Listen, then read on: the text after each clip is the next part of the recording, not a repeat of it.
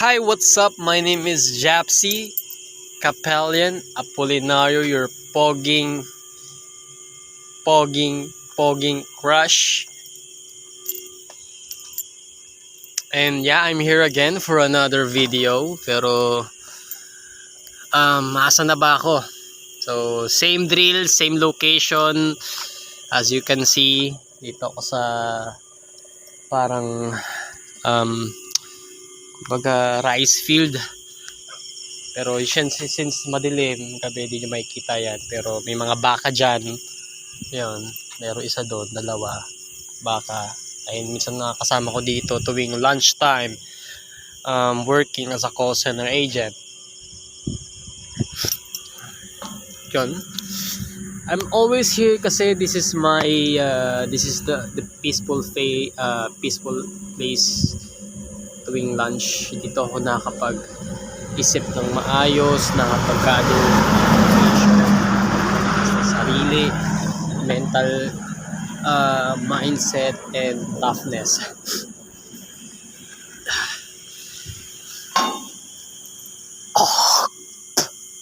Sorry about that.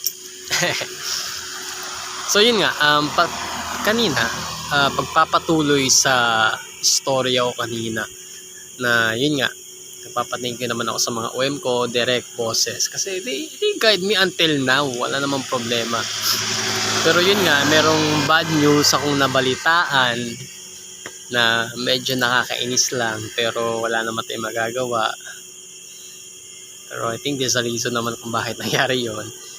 So yun na nga, so as I mentioned na medyo pasaway din naman ako sa trabaho. Meron na akong mga NTE dati, mga disciplinary action. Nasa final written warning na ako. Kumbaga, pagdating sa sales ethics. Sales ethics is like yung wala namang proper disclosure kay customer, tas minsan mali information na ibibigay, minsan nagugulat na si customer sa bill niya. Ganon. May pagka-scam call. Ganon. And yun nga, meron akong final written warning na dapat matatapos na siya by Saturday. Tama ba? Oh, yes, by Saturday last week. Pero yun nga, matatapos na sana, ma-cleanse na sana ako. But there's one problem. Mayroon akong natanggap na another DA or DA sa mga agents na ewan ko kung AIT yun, pero DA ng 13. So yun nga, maki-cleanse na yung 6 months period ko sa DA ng 15. So, and then naka-receive si TL ng ng call out last 2 days. Putsang gala. Last 2 days. So before pa ma-cleanse, naka-receive na ng call out. So yeah, that's wala, another naman siya, di ko alam kung magiging final written warning na yan. Pero NTE pa din naman siya, NTE. So magkakaroon ng mga hearing or ganyan, clarificatory meeting. Ayun yung bad news. Kasi 2 days na lang para ma-cleanse ako. Para nag-continue pa yung DA ko.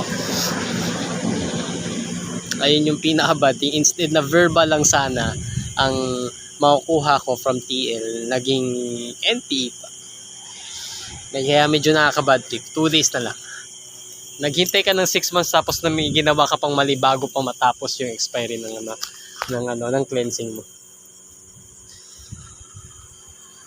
Pero it's okay.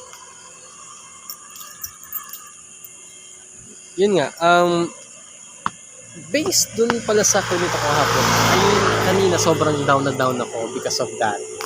Pero kahit ano pang problema mo, you gotta continue what you need to do You gotta continue what you need to do. And kahapon, katulad kahapon, sobrang down na down ako.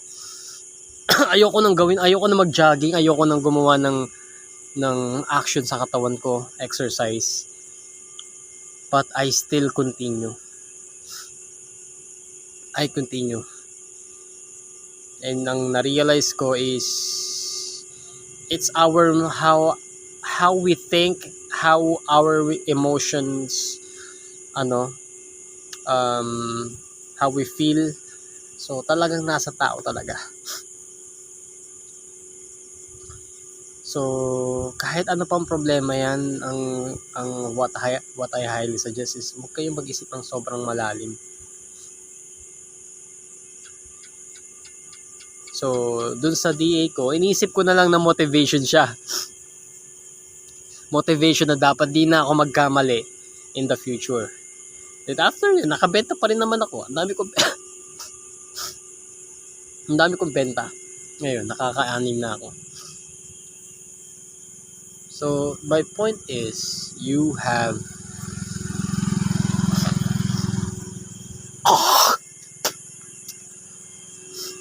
a problem. It's really emotionally, physically tiring, or emotionally tiring. Mental, tiring. But still, kung anong nasimulan nyo, ipagpatuloy nyo yan. Kung anong tingin nyo na yung goals nyo, ipagpatuloy nyo yan. Kasi for example, instead na mag-isip sa DA ko na kasi baka mawalan ako ng trabaho, ang nangyari lang, nag-isip lang ako na mag-isip at it doesn't really feel okay. Hindi siya masarap sa pakiramdam na mag-isip. Instead, kahit ayoko mag-jogging, wala akong motivation na mag-jogging, I choose discipline to exercise, to do a long marathon or jogging na rin. Jogging. And by doing or taking action is kahit papaano nawala yung iniisip ko kasi nga nag-e-exert ako ng force. Nawala yung yung kumbaga yung inis ko, yung yung lungkot ko nilagay ko sa pag-exercise, sa pag-jogging. And I didn't stop until I achieve my goal. Yung pinakadulo ng pinag-joggingan ko kahapon. I didn't stop. And then during that time, aside sa nawawala yung mga stress ko, nakakaisip na ako ng mga alternative option, ano mga dapat kong kailangan gawin na positive or resolution instead of thinking too much on the problem. I'm actually finding resolution. So that's what you gotta do. Hindi nyo kailangan mag-isip ng sobrang lalim dahil it doesn't serve you. Don't fail your ideal self.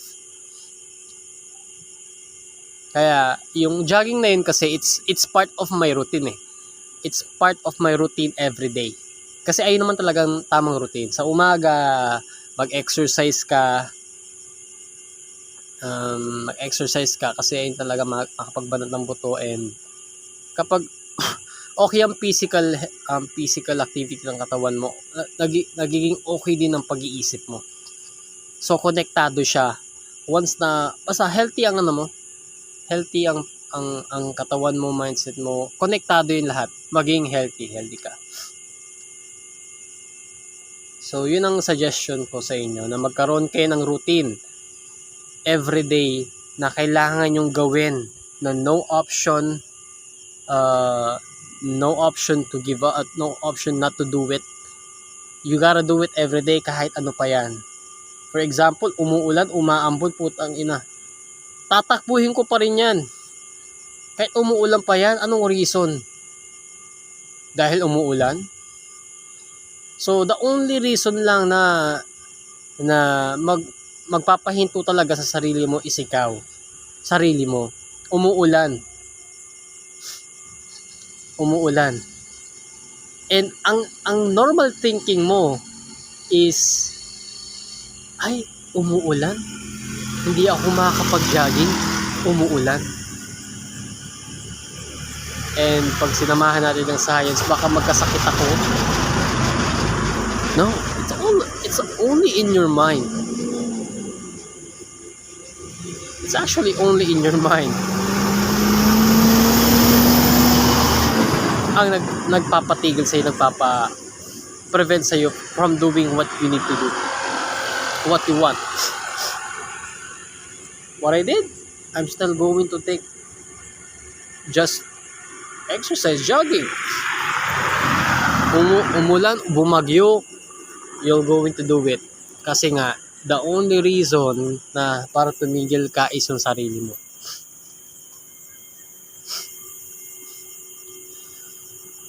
That's parang, ayun ang mindset ni David Goggins.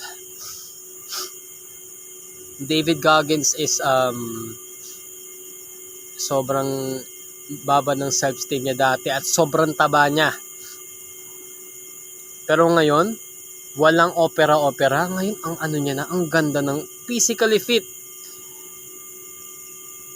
And ang dami niyang mental endurance na tiniis para magawa yung yung goals niya.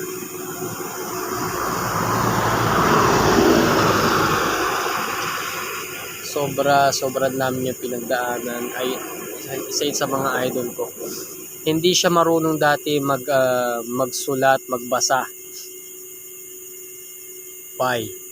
Hindi siya marunong, bobo siya.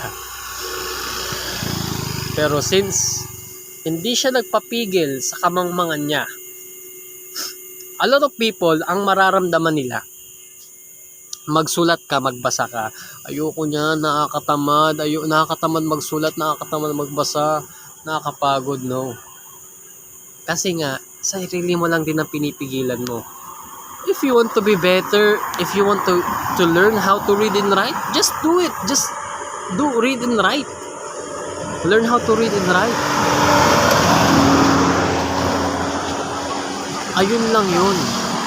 It's just you preventing yourself doing what you need to do. Ang daming reasons.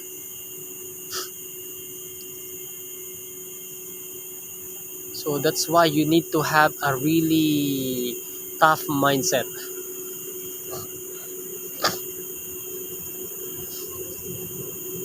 So like every step you're betting on your life.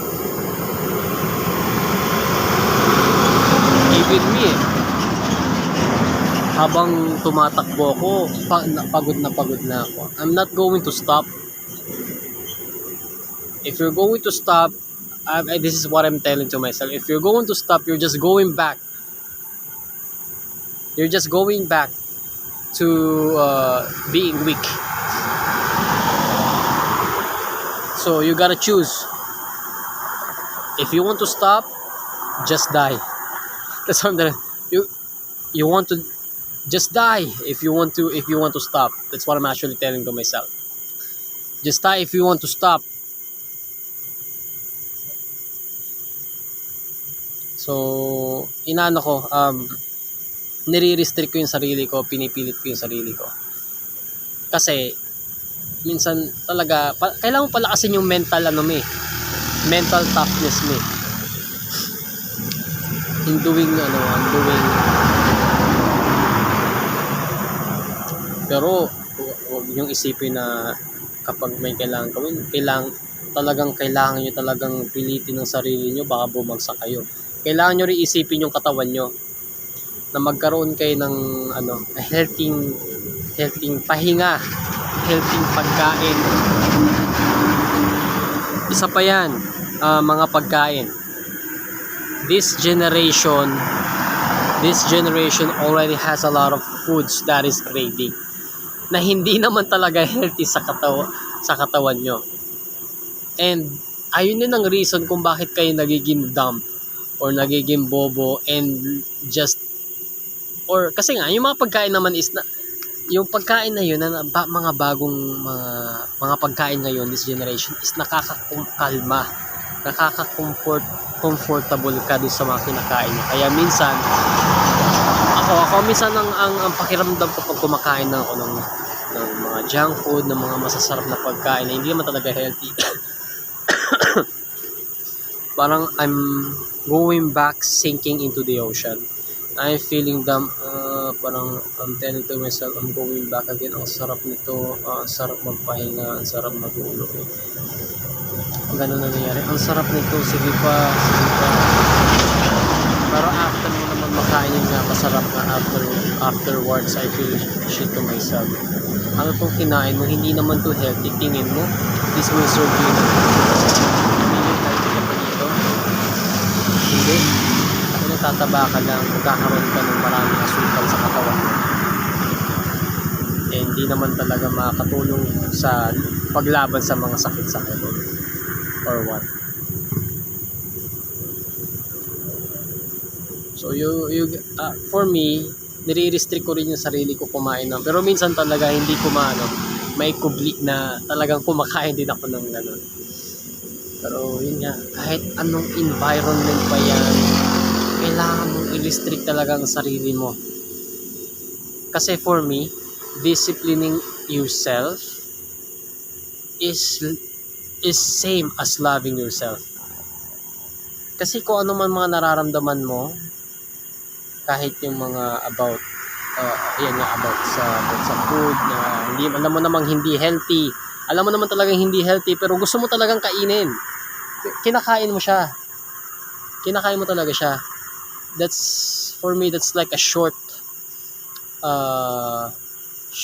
time happiness na ginugusto ng katawan mo, pero hindi siya long term happiness eh. So discipline talaga ang totoong love mo sa loving yourself, kasi this discipline is ayun yung iniisip mo yung pang long term na makalaya ka sa ganitong shit ng buhay mo, mindset, and to be financially. So in order to get that, you need to discipline, you need to love yourself. Kasi kung halimbawa na piliin mo na kumain ng mga hindi mo healthy pagkain, manood ka ng mga, ako mahilig ako sa anime. Ngayon, minihili ko na instead of anime, nanood ako ng mga successful movies. US, mga taga-ibang bansa, foreign movies. Pero, yun nga, ginawa kasi yun eh. For example, movie din eh. Movie, mga this entertainment. Ginawa siya para ma-entertain kayo and maubos yung oras nyo. So, yun, medyo nire-restrict ko na rin yung sarili ko. Pero hindi naman talaga nire-restrict. Sabi ko, instead na manood ako ng mga anime, mas gusto ko manood na lang ng mga movies or anime na successful. Para yung mga characteristics nila, attitude nila is na-adapt ko. Kasi kung ano yung pinapakain mo yung sarili mo, paano yung pinapakain mo sarili mo, ayun yung magiging ano yung healthy pinapakain, magiging healthy ka. Junk food at kinakain mo, you'll feel awful moving forward, right?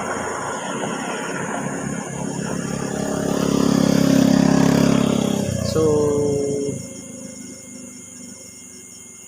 ayun, malaking restriction sa sarili mo.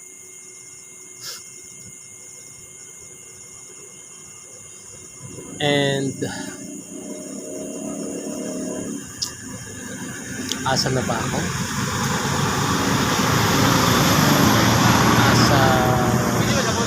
May nag-aging di yung teenager na lang daw sa taas ng iban.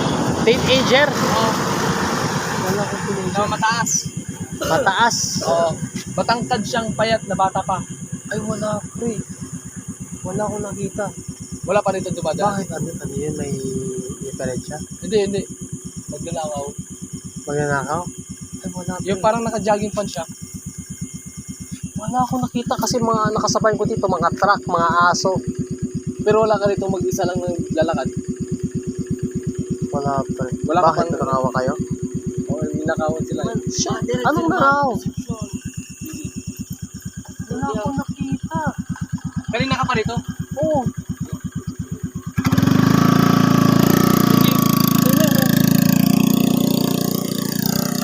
Nanakawan sila.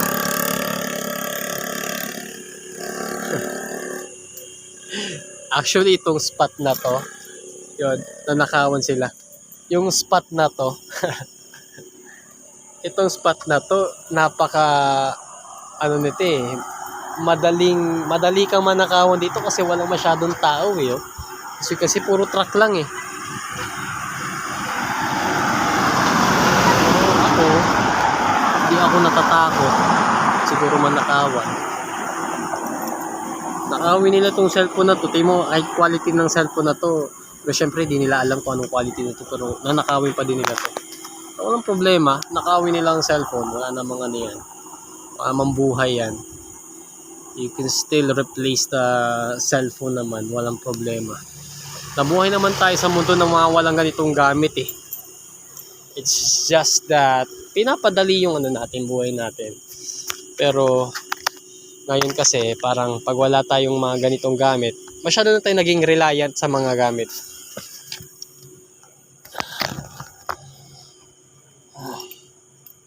I'm sure if you can.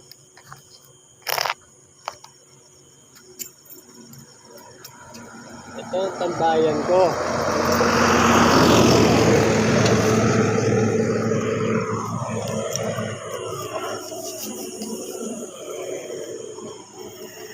Napakahaba ng vlog nito. Kahit wala man pakialam kung mahaba ba ang video ko or not. Ano ba ang oras ng balik ko?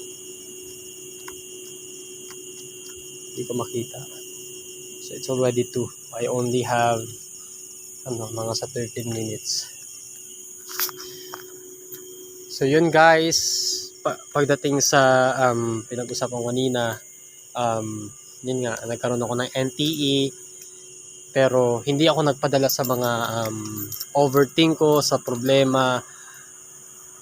So you gotta focus on the resolution. So sabi ko, isip ko na sa sarili ko, motivation na lang yun, dapat di na magkamali moving forward. And kailangan ko rin ng mga backup plans. Instead na talagang mangyari. So don't give up talaga. Don't give up. Feeling ko okay lang na magpahinga ka ng mga ilang araw. Just don't give up. Because if you feel like it's the end of and it's already end of the world, na hindi mo na talaga kaya, hindi mo na ma-accomplish to or ma-achieve tong goal mo, that's worst. For me, that's worst. Pero dapat hindi ka sumuko.